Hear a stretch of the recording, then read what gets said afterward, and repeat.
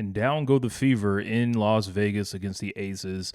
My name's Rich Latta here, back with another video, and what a frustrating result for the Indiana Fever as they blow a 10-point lead and just completely falter in the fourth quarter in parts of the third, and giving up a lead and letting the Las Vegas Aces just kind of walk them down in the Aces' house.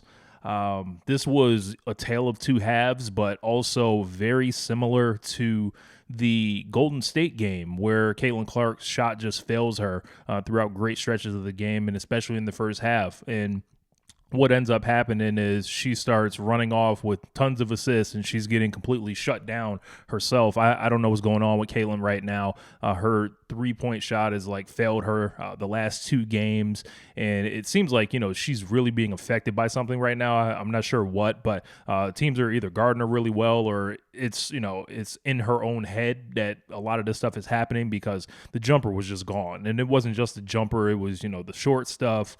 She was blowing several easy shots, and it just looked like she was a player under duress. Really just carried over the performance from the other night against Valkyrie. She runs out with those assists in the first half, and you're like, oh, okay, all right. She's got 8 assists, and it's pretty impressive, but then it's like she has 0 points, and she's like 0 of 6 or 0 of 5, 1 of 9 at a certain time. And it's like, what teams want to do is to make her a passer, to essentially turn her to John Stockton. The key for the Indiana Fever to win games is Caitlin driving the bus offensively, and that means with her shot. And that means with her penetration and finishing on both sides. And the Aces' primary goal was to take away both of those options with, that deep shot and, never really giving up anything at the rim. In the first half of this game, Aaliyah Boston was taking it to A'ja Wilson, completely dominating her on offense and defense. And then in the second half, A'ja Wilson just slowly came on throughout, getting to the line over and over and finishing her shots on the inside. And from there, you could kind of just see Boston just kind of disappear and just turn into a foul machine. I thought there was kind of a chance for the Fever to possibly steal it with Kelsey Mitchell's strong performance in the fourth quarter, where she just, I don't know what got into her, but she started catching the Holy Ghost, and that was about the best that I think she's looked this year for any particular stretch. But when you give up 28 points off turnovers, this is a recipe for losing a game. The Fever on this West Coast trip have not looked great. They have not looked like championship contenders, and I don't know what happened to the bench today because it was non-existent. I believe the Fever got a grand total of 2 points off of the bench, and they came from Brianna Turner, who looked generally horrible in her about 6 minutes of action, just thinking it was a game, trying to do a layup against A'ja Wilson. A'ja Wilson blocked it into the 10th row. DeWanna Bonner missing another game for personal reasons. At this point, I don't even expect to see her back at any time. This is, when she comes back, it'll be like found money. And even then, she hasn't been really that great. Stephanie White was back today, despite many people thinking that she was not going to return to the team. But there is something hanging over this team with the personal reasons, the in and out absences. We don't know who's going to be available every game. But in that first half, Aaliyah Boston was sensational. She ended up leading it. She ended up with 26 points, 10 rebounds, and, finishing a lot. And she really aggravated A'ja Wilson for a big part of this game. Leslie Hall and Natasha Howard both, dropped 7 each. Caitlin Clark had 19 points and 10 assists, but did have 8 turnovers. And something with Caitlin, she had a horrific turnover in the fourth quarter where it looked like she just kind of lost track of what she was doing, and the ball ended up in her left hand trying to pass it, and it led to Jackie Young getting a free throw and one attempt off a layup. She did later make up for it by pickpocketing Jackie Young and getting one of her own on the other side, but it was just this temporary lapse in focus that it seems like Caitlin is not totally locked in at the moment. So let's take a look at the box score right here. Jackie Young had 19 points. She was Caitlin's primary defender, and usually when Jackie Young is playing against Caitlin, you don't see her scoring really go crazy. You just see the impact kind of defensively. But she was able to get, 19 of her own on the other side of the court. A'ja Wilson at 24 points, 7 boards, ended up 8 of 10 from the free throw line. So she's always going to get double-digit free throw attempts on the inside. But she shot 8 of 21. This was no banner game for A'ja Wilson, but she really held down on the second half defensively. I'll definitely give her credit for that. But that first half was miserable. Jewel Lloyd with 10 points. I don't think Jewel Lloyd looked all that great, but a lot of things will be hidden in a victory. Chelsea Gray dropped 18 points, had 3 assists, and she seemed to make just about every big shot, leaning and falling over sideways every time. And it was really impressive to see her just make those shots, and then the reaction that she gave to those, like, yeah, I meant to do that. And I'm like, all right, man. Sure you did. Aaliyah Nye was huge for the Aces off the bench. Got some Caitlin duty as far as defense, and she was able to finish a lot around the basket, and she hit 3 3-pointers as well, and including one that was in Caitlin's face. And you just got to tip your hat to her for coming in and competing off the bench like that, and looking like she's a person that will be valuable for the Aces going forward, because we've seen all the rotational turnover that has gone on outside of the All-Stars and Olympians that the Aces have. They're just looking for a few other players to round into those supporting roles, and Aaliyah Nye is making a good of case as anyone. On a positive note, Caitlin Clark's passing in this game continued to show that her passing is just once in a lifetime. Some of the angles on her passes and the way they would, be thrown in that first half especially, they just come from angles that you wouldn't expect, and whether it's a bounce pass or, lobbing it over the top after a screen and roll. As far as the big picture goes for the Fever, they dropped to 6-7 on the season, not where a lot of us predicted them to be to start this season. It has been obviously the 5 games that Caitlin Clark has missed.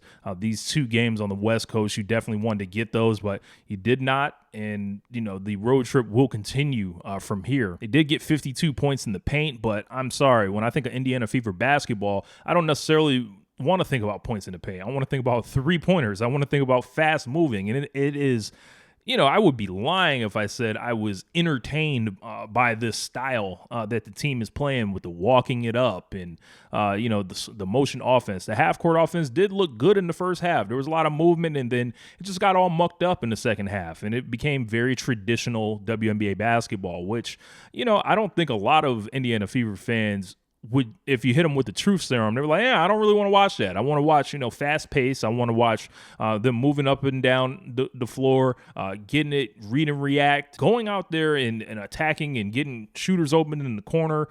Caitlin tried to be more aggressive at the end, but it was like, where was the aggression in the third and second quarters? Like, I just was like befuddled at the offensive stylings of the Indiana Fever at times in this game. You only get 2 bench points and you give up 28 points off turnovers, you're probably going to lose. And I think for, the Fever offensively, they have to figure out how to come back to Caitlin Clark at times when they're in this motion offense. It's like they don't even look her direction sometimes. There will be times where the motion is engaged and someone like Lexi Hull will be free throw line extended, and then Caitlin's at the top, and then she doesn't even look Caitlin's direction. It's really strange. Like, I don't know if it's being coached that way. Like, she's supposed to replace her in the action once she gets off the ball, and she's not necessarily supposed to go back to the top.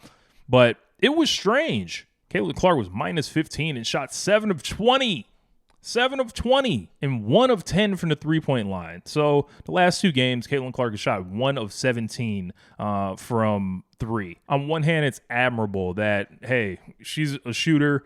She knows she does the work, and she's going to shoot her way through whatever's going on. But there were times that she turned down wide open shots. So maybe she's slightly in her head a little bit and just fighting those demons essentially to try to break through to the other side. But this was not Indiana Fever basketball today. And I don't think the Aces were like significantly better than the Fever. The Fever left this one on the table. If they could get some type of help from the bench, they could have got out of here with, a victory here. If Caitlin wakes up a little bit sooner, they might get away with a victory here. If Kelsey Mitchell turns it on before the fourth quarter, maybe they get a win here. It's a lot of ifs, but Stephanie White's got to get in there and look at what went wrong these 2 games and start figuring it out that when Caitlin gets off to a fast start, the rest of the team gets off to a fast start. The building gets activated. And if it's going through everyone else, it's not going to go the same way, because at that point, Caitlin will be arriving to the party late, and at that point,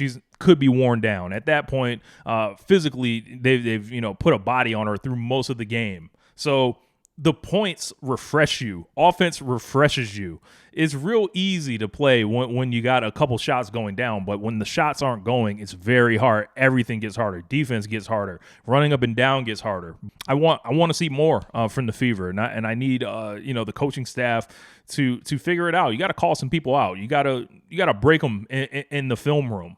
And at this point, I think the Indiana Fever need to look into trades. They need to look for someone that would be able to come in the game and give them some punch off the bench and give them some scoring, or international free agents. You can see the Minnesota Lynx lose Nafisa Collier or any of their big players, and then just find people off the street that can come in and give them 12 points. But it's just nothing but donuts on the Indiana Fever bench. I can imagine one of the fixes people will suggest is, cutting Brianna Turner or trying to trade her somehow. But I just don't see that happening, because she is somebody that is, an officer in the players union. If you just cut her, I don't think it's going to go down well. But she's been terrible this year. Michaela Timpson, there's no way she can be worse than Brianna Turner. Does Stephanie White not play rookies? I think we have a lot of evidence at this point to suggest that might be true. But what do you think? Is this a sign of things to come for the Indiana Fever, or is this just a rough patch? Let me know in the comments section. There's also good news. I did launch my membership program with 2 distinct tiers. Check it out below. Join up today. You get some great benefits out of it, and we're going to start doing some members-only live streams and all that if you want to join for those. And with those 2 levels, you'll have a great way to support the channel if you enjoy what we do here. But my name is Rich Latta. Hopefully, the Fever will be back on the ball the next time we see them, but I'm not happy right now, man. So I'll holler at you guys next time. Peace. This is One Lifetime.